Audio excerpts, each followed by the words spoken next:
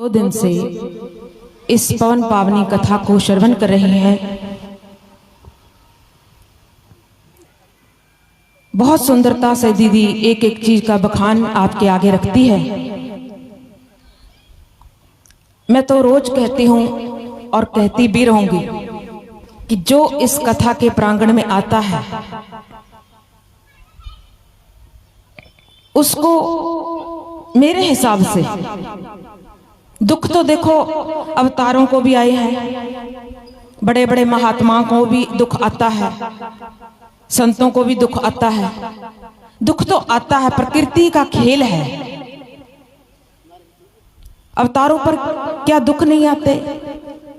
कल श्रवण किया आपने, द्रौपदी के 5 पुत्र मर गए थे, जो सारा दिन कृष्ण कृष्ण कृष्ण कृष्ण करती रहती है। कृष्ण कृष्ण करते करते खुद कृष्णमय हो गई थी द्रौपदी।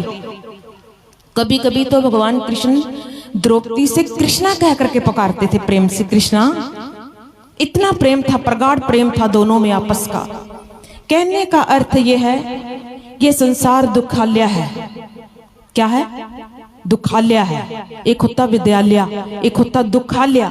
ये संसार दुखालय है। इसमें दुख ही दुख है, दुख ही दुख है, एक के बाद एक, एक के बाद एक। यहाँ सुखों का तो नाम निशान है ही नहीं। लगते हैं लेकिन है नहीं भैया, है नहीं। कभी इस भ्रांति में मत रहना।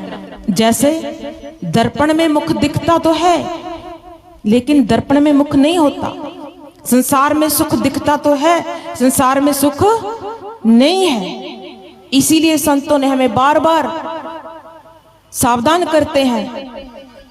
क्या करते हैं सावधान? सत्संग करो, कथा सुनो, संतों का संग करो। अगर अपने जीवन में क्या करना है? सुख लाना है, आनंद लाना है। उमा, भगवान शंकर पार्वती से क्या कह रहे हैं? उमा, संत समागम सम लाभ नहीं कछ आन, बिन हरि कृपा न पावे गावे वेद पुराण। भगवान शंकर अपनी देवी पार्वती से कहते हैं, उमा, इस संसार में संत समागम के अतिरिक्त कोई ऐसा उपाय नहीं है जो हमें सुख प्रदान करे। कि उमा को समझा रहे हैं, लेकिन यही बात तो संत हमें समझा रहे हैं।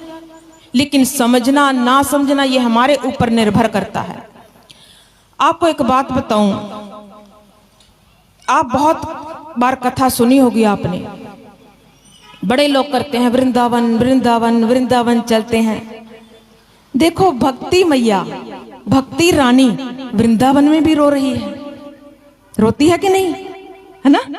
भक्ति मैया, भक्ति महारानी वृंदावन में विराजमान है, लेकिन रो रही है। क्यों रो रही है? उसका दुख क्या है? कि उसके 2 पुत्र ज्ञान और वैराग बूढ़े हुए पड़े हैं, अचेत हैं।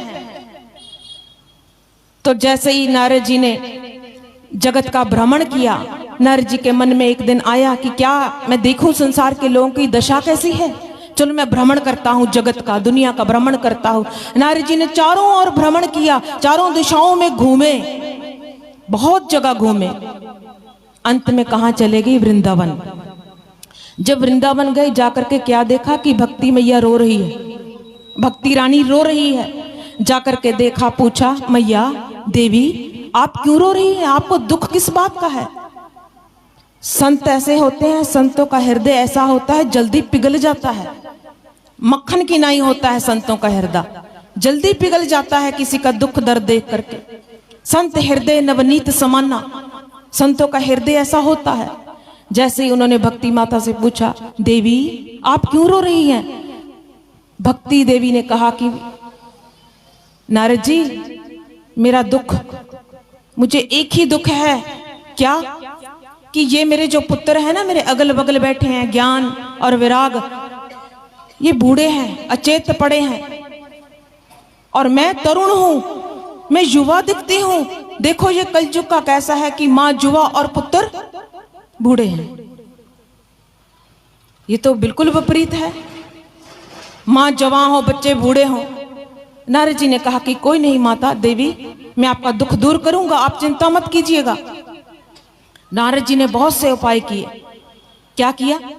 वो जो ज्ञान वैराग उनके बच्चे थे ना, बेटे थे देवी के, भक्ति माता के, भक्ति महारानी के, उनको क्या सुनाया? ब्रह्म सूत्र सुनाया, वेद वेदांत सुनाया, उपनिषद सुनाई, न जाने बहुत सारे उपाय किए, लेकिन घंटे, घड़ियाल, शंख सब कुछ बजाया।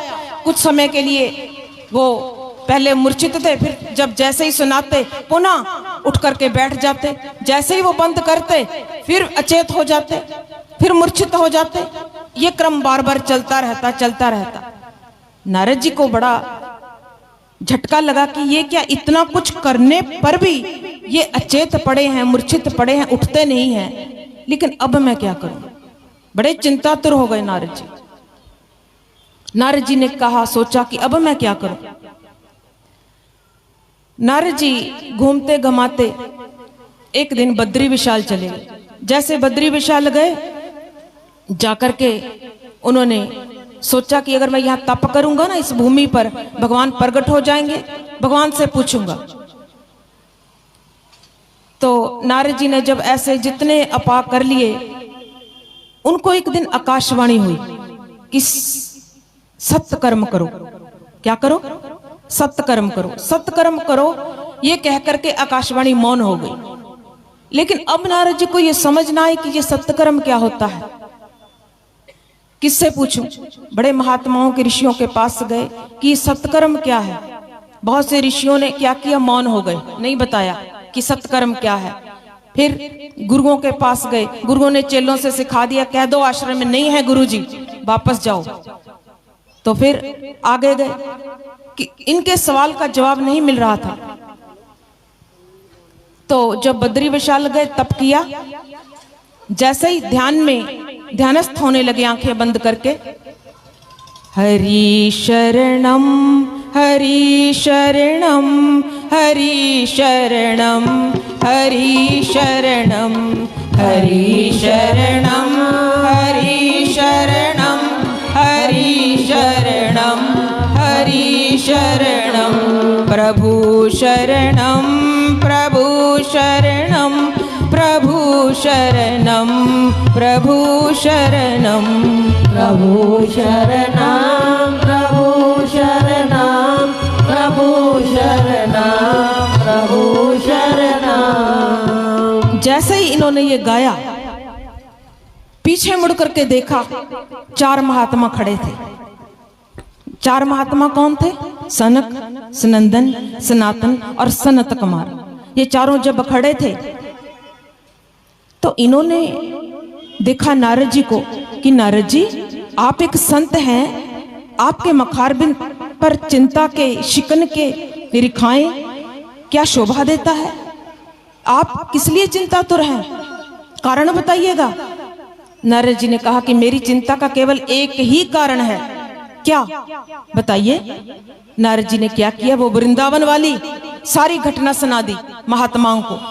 महात्मा कहते, बस इतनी की बात थी, इसीलिए इतने चिंतातुर थे, इसीलिए इतने परेशान थे। कोई बात नहीं, सत्कर्म कीजिएगा। महाराज मुझे ये तो पता है सत्कर्म करो कहते हैं, लेकिन ये सत्कर्म है क्या, ये नहीं समझ में आ रहा।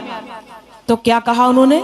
महात्माओं ने क्या कहा कि सत्कर्म तो क्या है, ये भागवत की कथा ही सत्कर्म है। क्या है? ये भागवत जी की कथा ही सत्कर्म है। अगर आप भागवत की कथा भक्ति रानी को सुनाओगे तो ये भक्ति माता का कष्ट, दुख दूर हो जाएगा। तो कहने का अर्थ देवियों यही है कि भागवत की कथा जो भक्ति रानी की व्यथा को दूर कर सकती है, क्या हमारी और तुम्हारी नहीं करेगी? तो इसीलिए मेरा इस मंच से आपसे निवेदन है कि आप हमेशा कथा में आइएगा। आपकी पुकार जरूर ठाकुर जी सुनेंगे। कैसी भी पुकार लेकर के आना, आपके दुखों का हरण करेंगे। ये मेरी अपनी अनुभूति है। यहाँ क्या से क्या नहीं होता, ये वो मंच है, ये वो कथा है। यहाँ ऐसे संत बैठे हों फिर तो कहना ही क्या है। आइए कथा में विलंब ना हो। हमारे समीप आज दीदी के साथ उनकी गुरु बहन चैतन्या दीदी जी भी विराजमान है। उनका मेरा हृदय से बहुत बहुत अभिनंदन।